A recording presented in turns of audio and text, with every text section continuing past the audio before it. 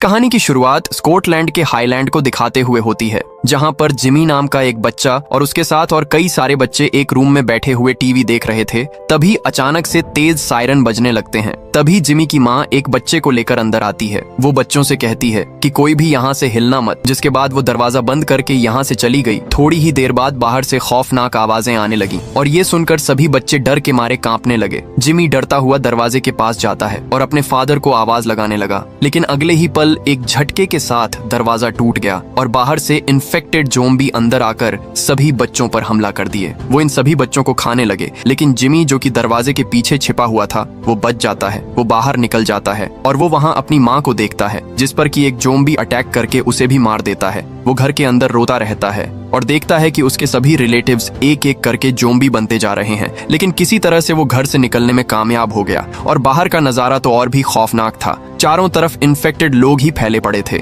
Jimmy को जल्दी से याद आया कि उसके फादर चर्च में हैं, इसलिए वो जल्दी से चर्च में चला गया। यहाँ पहुंचकर जिमी को एक और झटका लगता है। जिमी का पापा जो कि एक फादर था, वो ये मान चुका था कि इन्फेक्टेड लोग कोई बुराई नहीं है, बल्कि इन्हें गॉड ने भेजा है, उनका न्याय है ये। इसके बाद वो जिमी को अपना लॉकेट देता है और कहता है कि गॉड पर विश्वास बनाए रखना। तभी इन्फेक्टेड लोग अंदर घुस आए और ये देखकर जिमी डर के मारे एक कोने में छिप जाता है, लेकिन जिमी के फादर वहीं पर रुक जाते हैं और सभी इन्फेक्टेड उस पर टूट पड़ते हैं और उसे भी अपने जैसा ज़ॉम्बी बना दिया। ये सारी तबाही रेज वायरस की वजह से हुई थी। यूरोप ने इसे अपने इलाके में फैलने से रोक लिया था और यूके को पूरी तरह से दुनिया से अलग कर दिया गया। अब यूके तो पूरी तरह से बर्बाद हो चुका था, लेकिन जो लोग बचे थे अब उन्हें अपनी जान खुद से ही बचानी थी। इसके बाद 28 साल बाद का वक्त दिखाया जाता है। कुछ बचे हुए लोग लैंडफॉर्म आइलैंड पर रहते थे, जो कि चारों तरफ से समंदर से घिरा इलाका था। और आज के दिन इन लोगों के लिए खास होने वाला था, क्योंकि स्पाइक नाम का बच्चा उन दरिंदों से लड़ने जाने वाला था, वो भी पहली बार। और उसका फादर जेमी हर रोज की तरह नाश्ता तैयार कर रहा था,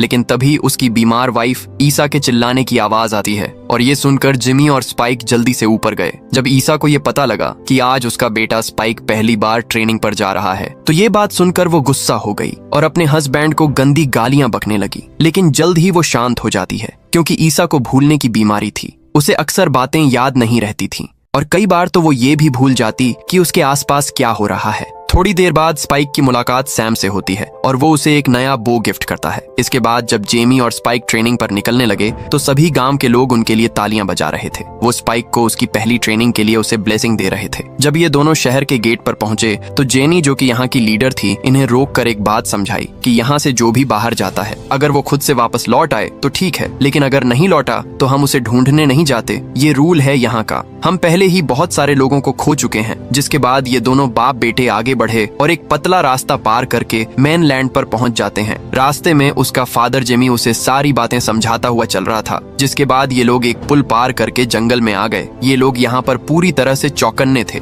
थोड़ी ही देर में उन्हें एक रेंगने वाला ज़ॉम्बी दिखाई दिया। जेमी उसे समझाता है कि ये रेंगने वाले ज़ॉम्बी जरूर हैं, लेकिन खतरनाक उतने ही हैं। जिसके बाद स्पाइक ने उस पर निशाना लगाया और एक निशाने में ही उसे ढेर कर दिया। तभी उसके पीछे से एक दूसरा ज़ॉम्बी आ गया, जिसे कि जेमी ने तीर मारकर खत्म कर दिया। शोर सुनकर यहाँ पर और भी ज़ॉम्बी आने लगे, लेकिन जेमी ने उन्हें भी मार दिया। लेकिन जब आखिरी ज़ॉम्बी बच गया तो स्पाइक ने उसे छोड़ देने को कहा और स्पाइक की बात सुनकर जेमी को बहुत अच्छा लगा। इसके बाद ये दोनों आगे बढ़े और एक घास के खूबसूरत मैदान में आए, जहाँ पर बहुत सारे जानवर थे। इसके बाद आगे बढ़ने पर इन्हें एक घर दिखाई दिया, जहाँ पर कि एक इन्फेक्टेड उल्टा लटका हुआ था, जिसकी बॉडी पर कुछ शब्द भी लिखे हुए थे।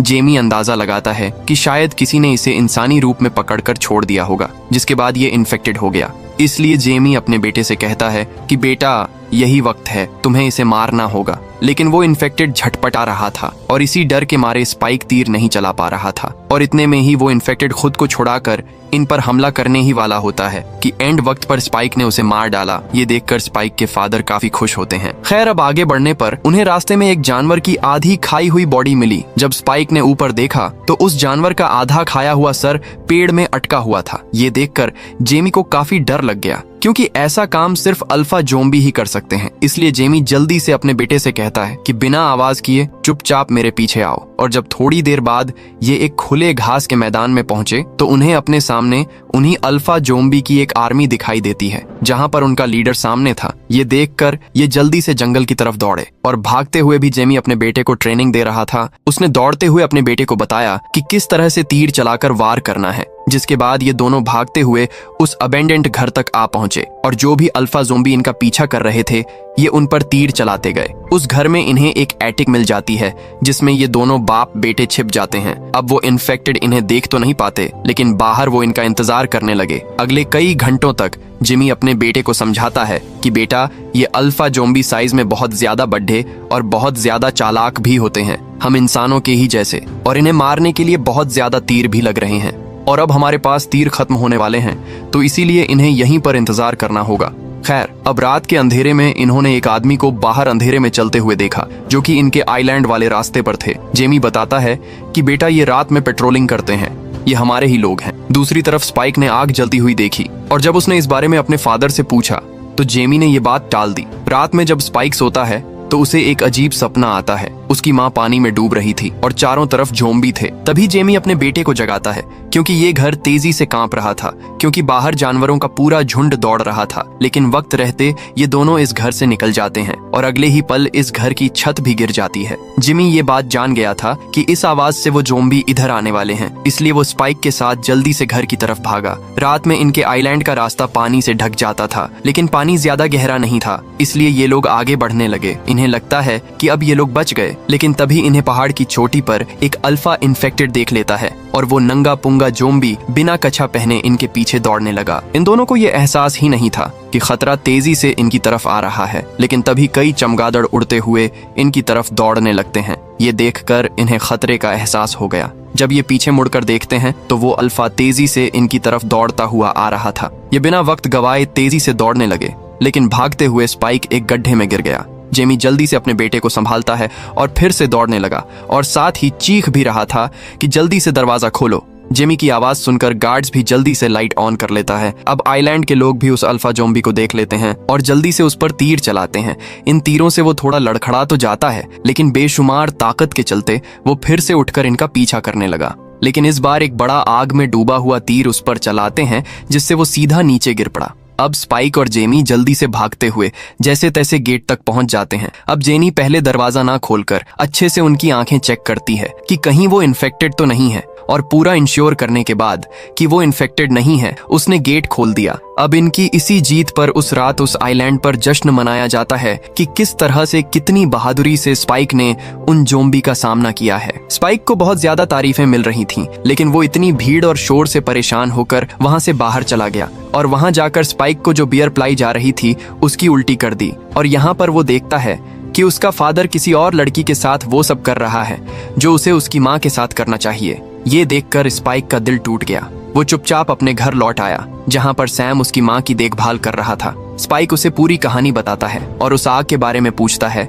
जो इसने जंगल में देखी थी, और सैम उसे सच बता देता है कि वो डॉक्टर किल्सन होगा। अगली सुबह स्पाइक की माँ ईसा उठी और सर में दर्द की दवाई मांगी, लेकिन स्पाइक ये नहीं जानता था कि दवाई कहाँ है। तभी जेमी कमरे में आया, लेकिन स्पाइक उसे देखना तक नहीं चाहता था, इसलिए वो चुपचाप वहाँ से बाहर चला गया। थोड़ी देर बाद स्पाइक ने हिम्मत जुटाकर जेमी से पूछा कि आखिर इतने वक्त से तुमने मेरी माँ को डॉक्टर किल्सन को क्यों नहीं दिखाया, जिस पर वो कहता है कि डॉक्टर किल्सन पागल है। फिर वो अपने साथ हुई 15 साल पहले की एक घटना अपने बेटे को बताता है। जब वो कुछ खोजी दल के साथ वहाँ गया था, वहाँ हजारों लाशें एक सीध में सजाई गई थीं, जिनके बीच में एक बड़ी आग जल रही थी। तभी डॉक्टर किल्सन वहाँ पर आता है और उन लाशों को आग में डालने लगा। साथ ही उसने दूर से हमारी तरफ इशारा भी किया, लेकिन वो नजारा इतना डरावना था कि हम सब वहाँ से डर के भाग गए। लेकिन ये सब सुनने के बाद भी स्पाइक उससे कहता है कि चाहे डॉक्टर किल्सन कितना भी पागल ही क्यों ना हो, तुम समझते क्यों नहीं, मेरी माँ को उसकी जरूरत है, क्योंकि मैं जानता हूँ डैड तुम कुछ नहीं करोगे, क्योंकि तुम्हारा अफेयर उस दूसरी लड़की के साथ है।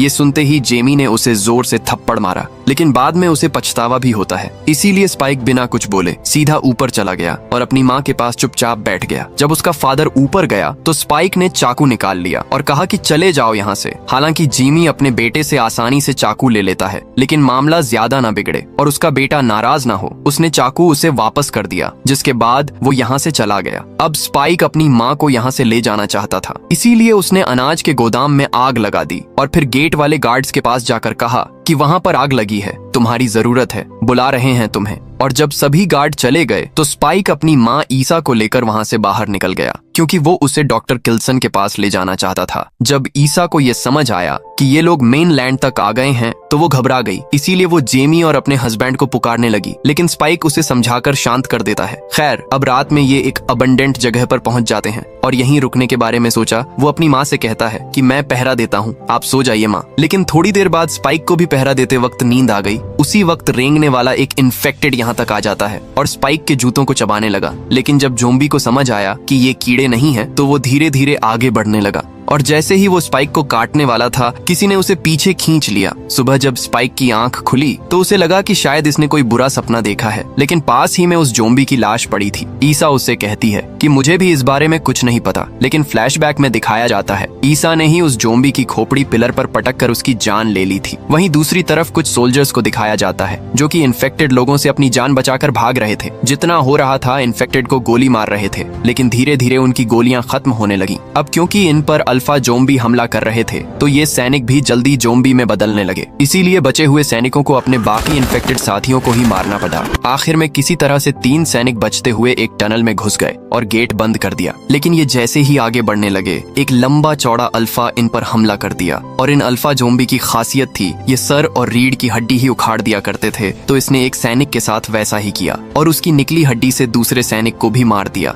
अब ये देखकर तीसरा सैनिक बहुत ज्यादा डर गया और जैसे तैसे टनल से बाहर चला गया। उधर स्पाइक और ईसा भी आगे बढ़ रहे थे और ईसा को रास्ते में भ्रम होने लगा। वो स्पाइक को अपना फादर समझ रही थी। तब ईसा की नाक से खून बहने लगा और खून की स्मेल सूंघकर एक इन्फेक्टेड वहां आ गया जिसे कि स्पाइक ने तुरंत मार दिया। लेकिन इतनी ही देर में यहाँ पर बहुत सारे इन्फेक्टेड उनका पीछा करने लगे और स्पाइक चलते चलते उन्हें तीर से शूट भी कर रहा था और आखिर में चलते हुए वो एक पुराने गैस स्टेशन तक पहुंच गए। स्पाइक ने जल्दी से दरवाजा खोला, लेकिन जैसे ही अंदर घुसे इन्हें अंदर मौजूद मिथेन गैस की स्मेल आई और यहाँ सांस लेना भी मुश्किल हो गया। और इतने में ही कई सारे अल्फा भी अंदर घुस चुके थे, लेकिन इन्फेक्टेड लोग ज्यादा थे। उन्होंने इन्हें चारों तरफ से घेर लिया। तभी ऊपर से एक हैच खुलता है और ऊपर से वो बचा हुआ सैनिक स्पाइक से कहता है कि जल्दी से किसी जगह पर छिप जाओ, जिसके बाद वो कुछ आग नीचे फेंक देता है, जिससे यहाँ पर एक जोरदार धमाका हुआ। सारे ज़ॉम्बी आग में जलकर मारे गए और ईसा और स्पाइक ने सही जगह ढूंढकर अपनी जान बचा ली थी। जैसे ही माहौल शांत हुआ ये दोनों बाहर आ गए और बाहर आते ही ईसा को तेज सर दर्द होने लगा और उसने उल्टी कर दी। तभी यहाँ पर एरिक आकर स्पाइक से आगे का रास्ता पता करता है, लेकिन स्पाइक उससे अपनी मदद करवाना चाहता था, इसीलिए वो इन्हें कुछ नहीं बताता। और अब इसीलिए बेचारा एरिक स्पाइक की माँ को अपनी पीठ पर लाद कर आगे का सफर तय करने लगा। अब कुछ दूर आगे चलने पर इन्होंने एक जगह पर आराम किया और एरिक अपने फोन पर सिग्नल चेक करने की कोशिश करता है, लेकिन नेटवर्क था नहीं। स्पाइक ने पहले कभी फोन नहीं देखा था, तो एरिक उसे बताता है कि है तो ये काफी काम की चीज, लेकिन फिलहाल एक डिब्बा है। और एरिक ने यहाँ पर उसे अपनी गर्लफ्रेंड की फोटो भी दिखाई। इतने में ही फोन की बैटरी भी खत्म हो गई और एरिक ने फोन फेंक दिया। इसके बाद ये तीनों आगे बढ़ने लगे। रास्ते में ईसा को कुछ आवाज सुनाई देती है और वो अकेली ही आगे बढ़ने लगी।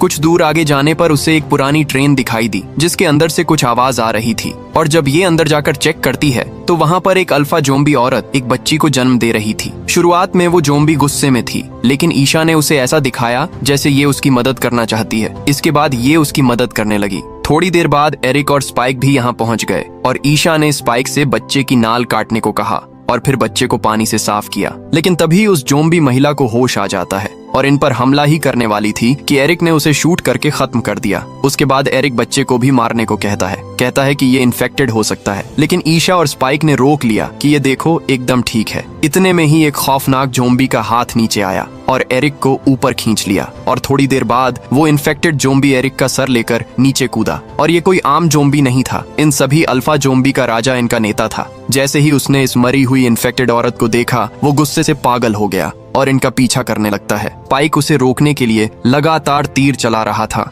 लेकिन इसका असर उस पर कहाँ होने वाला था। हालांकि उसकी रफ्तार धीमी जरूर हो गई। खैर, इसके बाद अब ये जैसे ही ट्रेन से बाहर निकले वो अल्फा भी इनके पीछे कूदकर इनका पीछा करने लगा। लेकिन उसी वक्त फिर डॉक्टर कैल्सन ने यहाँ आकर उस अल्फा ज़ॉम्बी को बेहोश कर दिया।